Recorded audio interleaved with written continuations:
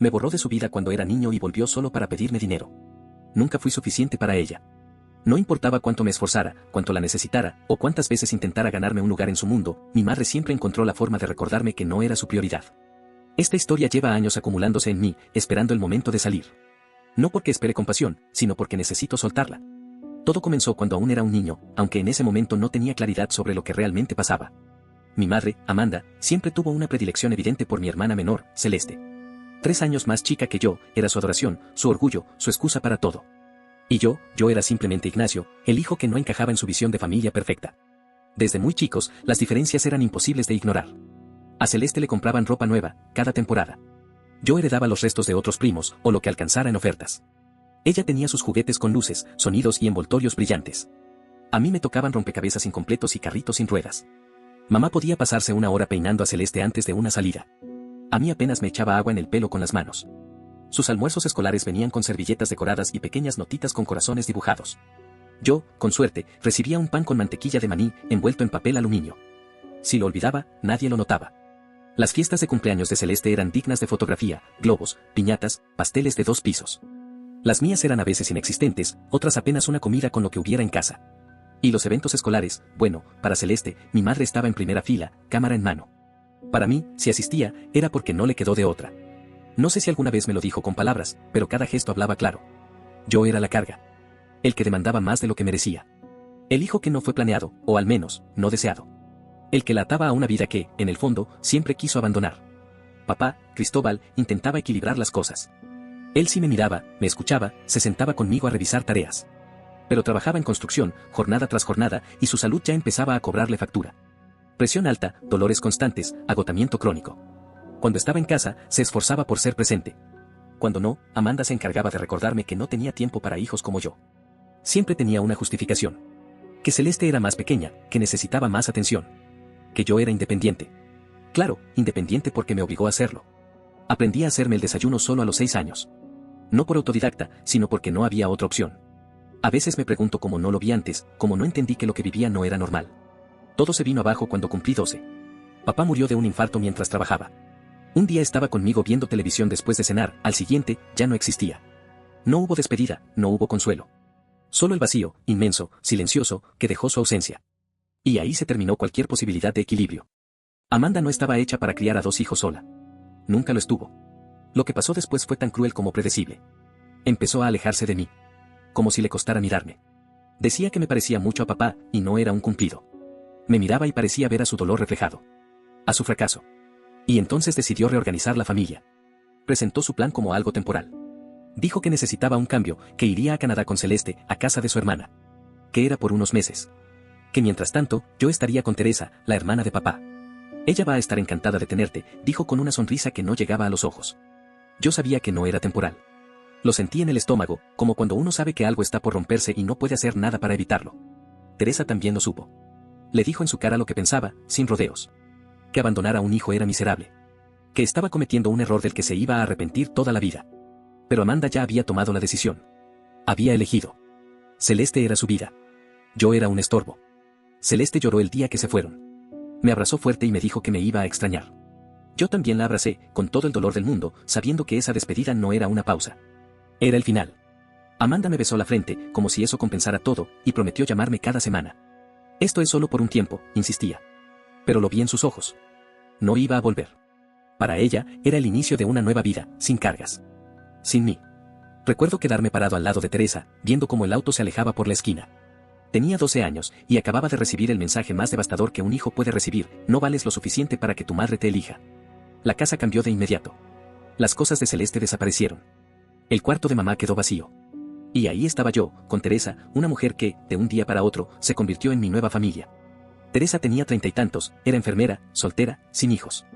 Siempre dijo que no era que no quisiera, sino que nunca encontró a alguien que lo valiera. Pero cuando se trataba de cuidar, era la mejor. Al principio fue raro.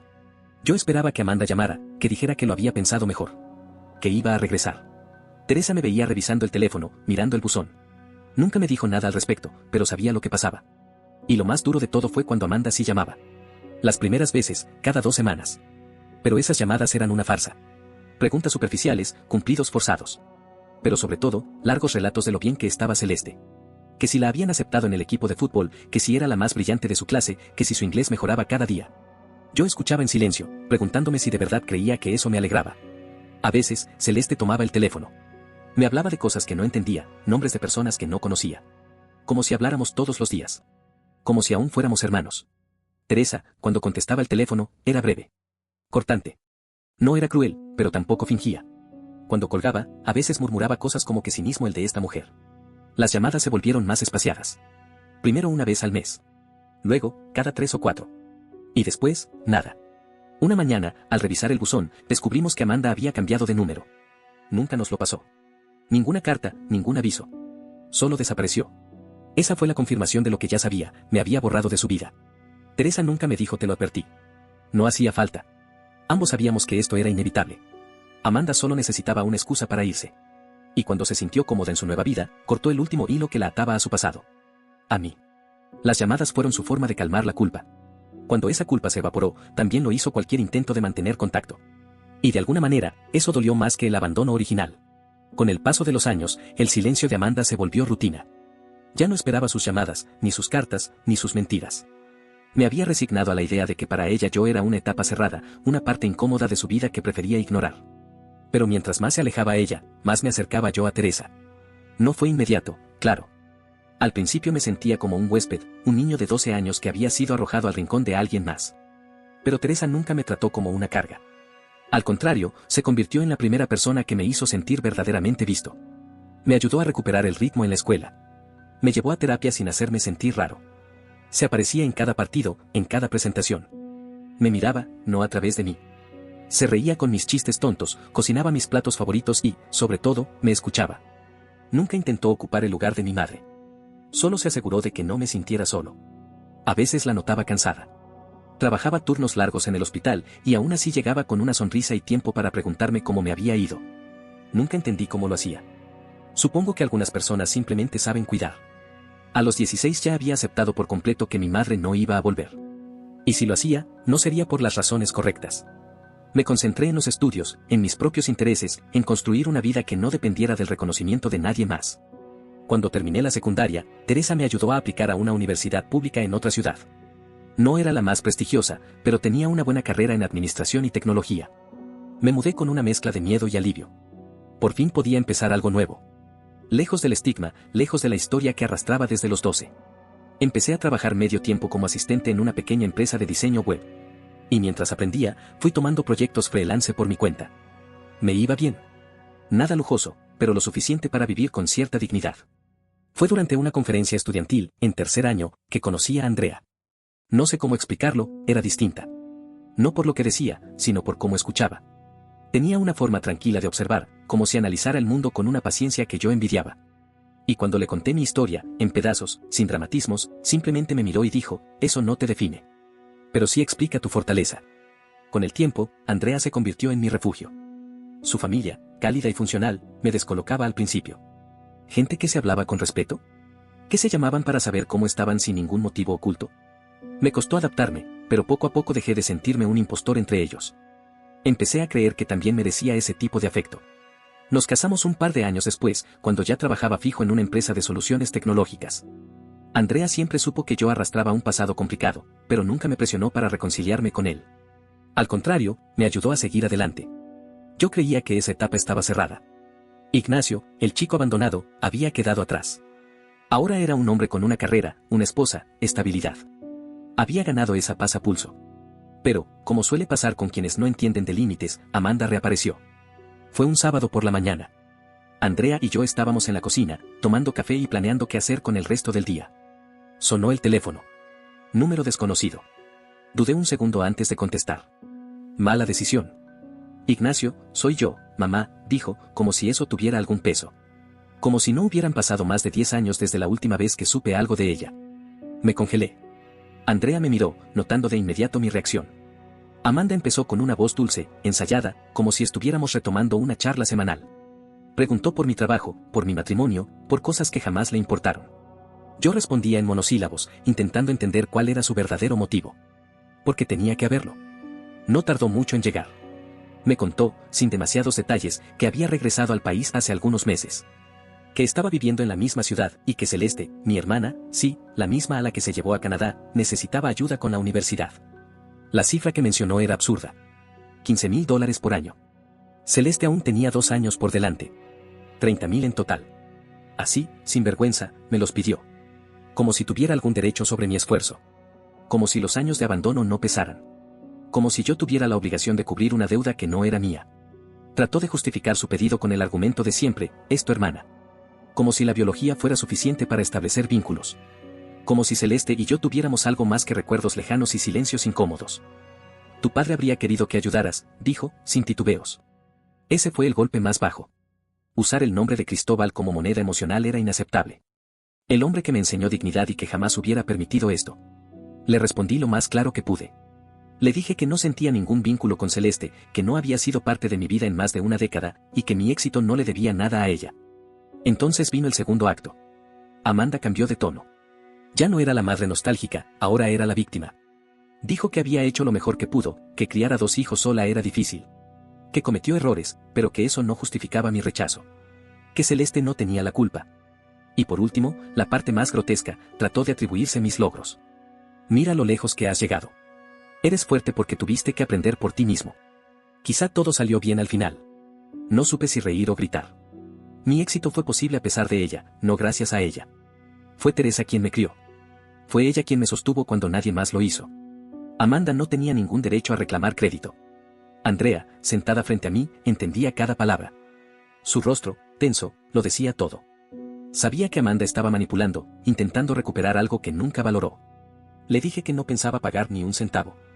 Que no iba a asistir a ninguna boda, porque sí, también tuvo el descaro de invitarme a su casamiento con un tal Omar, como si fuéramos una familia unida.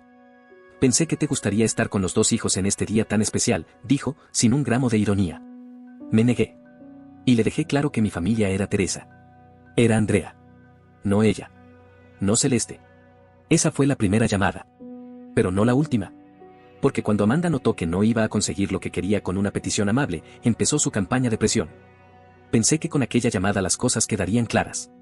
Que Amanda se daría cuenta de que no tenía ningún poder sobre mí y se alejaría como siempre lo había hecho. Pero esta vez no era tan fácil. Cuando hay dinero de por medio, algunos no entienden el significado de la palabra no. Las llamadas comenzaron a llegar cada vez con más frecuencia. Algunas mañanas, otras por la noche. A veces con número desconocido, otras con una voz falsa al principio.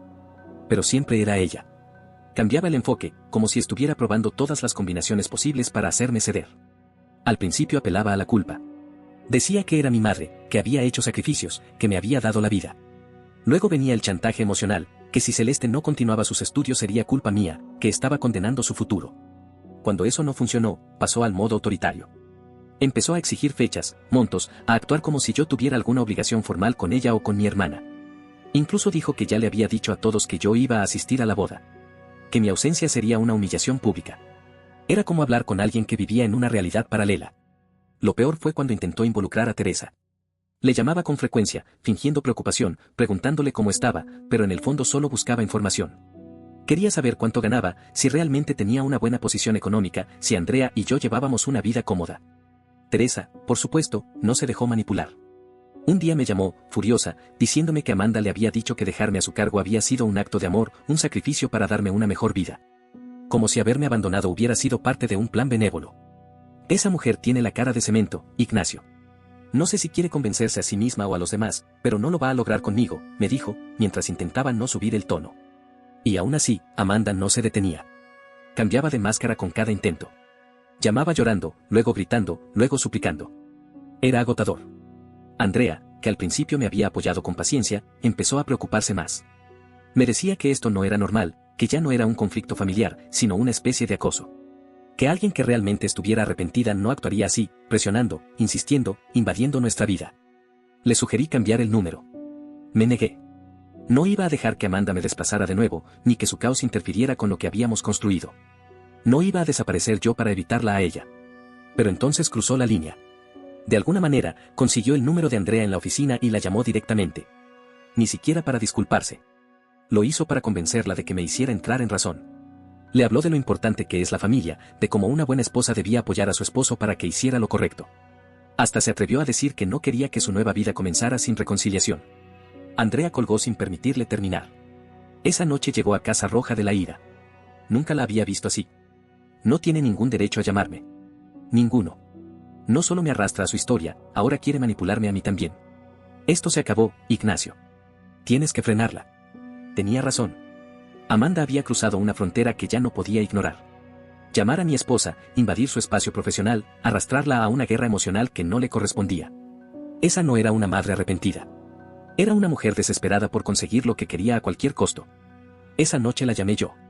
Y le dejé claro que si volvía a contactar a Andrea o intentaba comunicarse con cualquier persona de mi entorno sin mi permiso, iba a solicitar una orden de alejamiento. Le dije que había sobrepasado todos los límites y que no tenía derecho alguno sobre mi vida. Al principio intentó hacerse la ofendida.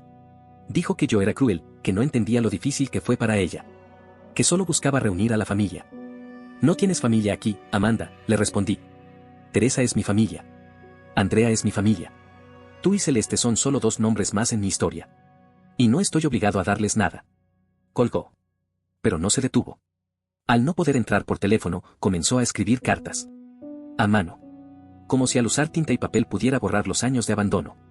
En cada una mezcla de culpa mal disimulada y súplicas emocionales. Que se arrepentía. Que quería remediar el pasado. Que Celeste necesitaba a su hermano mayor. Que una boda sin los 2 hijos no estaría completa. Andrea empezó a tirarlas antes de que yo las leyera. Me decía que no tenía sentido seguir abriendo heridas que nunca cerraron. Que no necesitaba más pruebas de lo que esa mujer era capaz. Y tenía razón. Porque cada carta, cada palabra supuestamente escrita con amor, solo me recordaba la manipulación constante. No había humildad, no había redención. Solo conveniencia disfrazada de nostalgia. Conforme se acercaba la fecha de la boda, los intentos se volvieron más desesperados. Llamadas más frecuentes. Cartas más largas. Incluso familiares lejanos comenzaron a escribirme o llamarme. Gente que no veía desde que era niño, repitiendo frases que claramente no eran suyas. Tu madre hizo lo mejor que pudo, Celeste no tiene la culpa, es solo un gesto de generosidad. Era evidente que Amanda les había contado una historia distinta.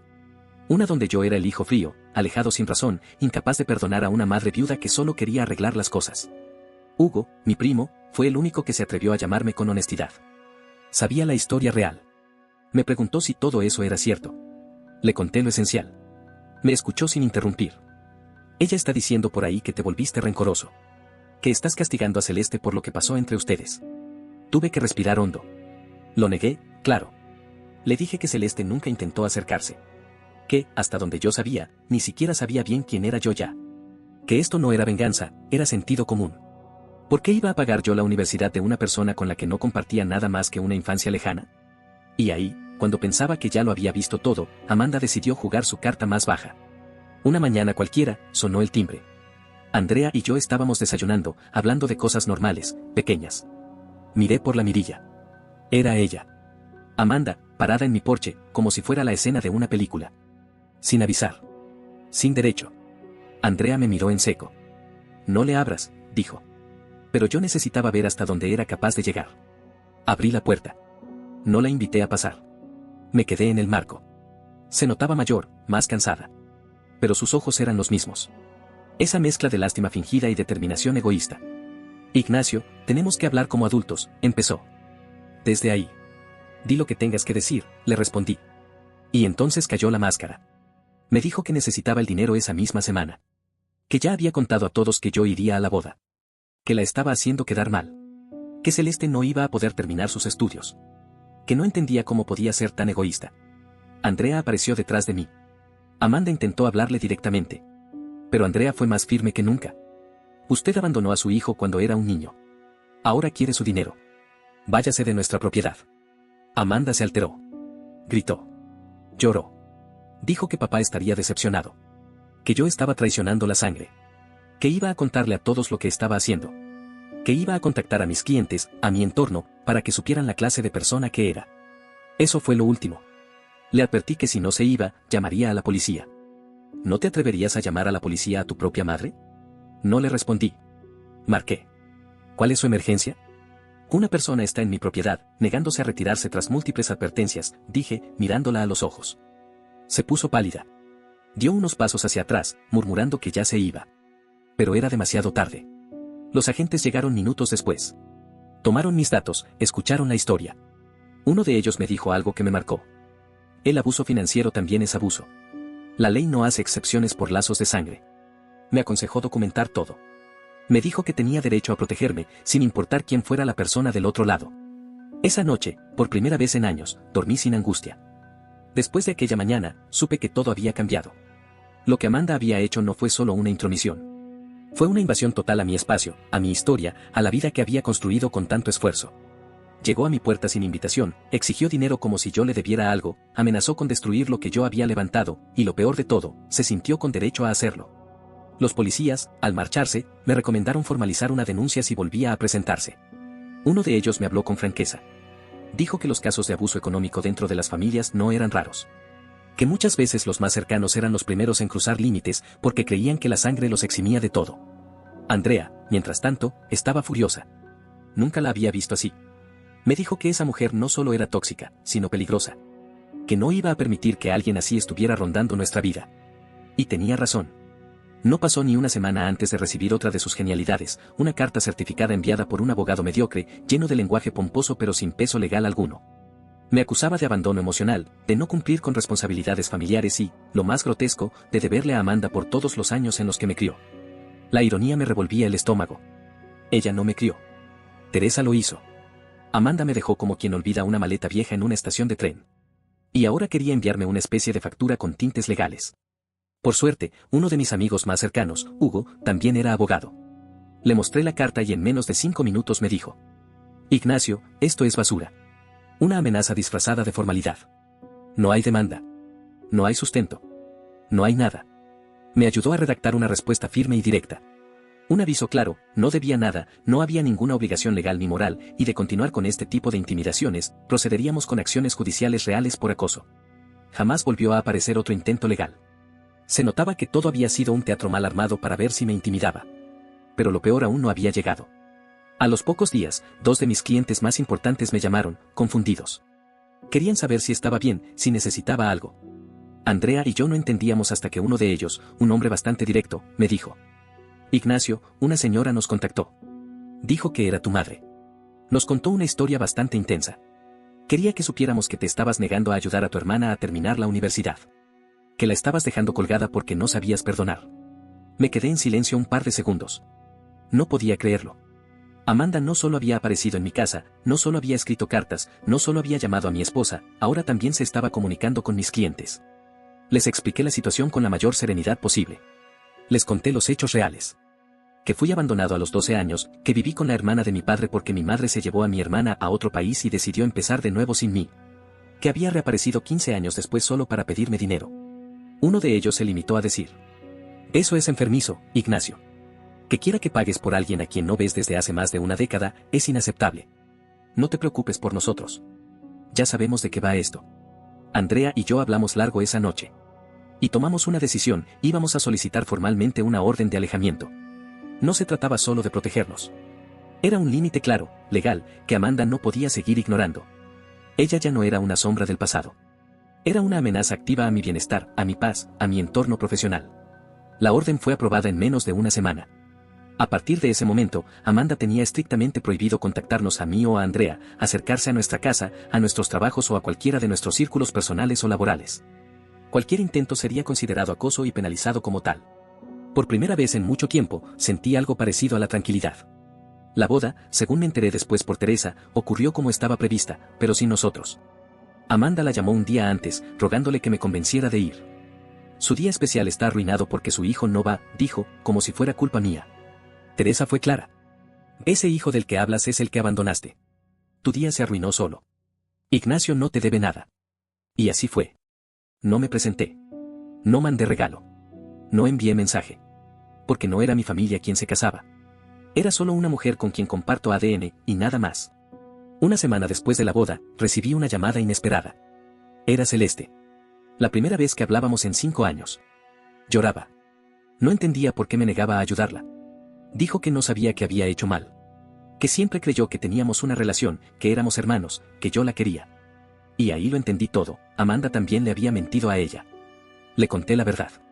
Desde el principio. Con calma, sin rencor, pero sin suavizar nada. Le dije que mamá nunca me buscó. Que ella se fue contigo a Canadá y me dejó atrás. Que nuestras llamadas eran mínimas. Que tú jamás intentaste tener una relación conmigo. Que para mí, eras una desconocida. Celeste se quedó callada un momento. Luego me dijo. Pero, mamá siempre hablaba de ti. Decía que estabas bien, que estabas triunfando. Decía que estaba orgullosa. Decía eso para poder dormir tranquila, Celeste, le respondí. Para convencerte de que había hecho las cosas bien. Para sostener una mentira. Le dije que lo sentía.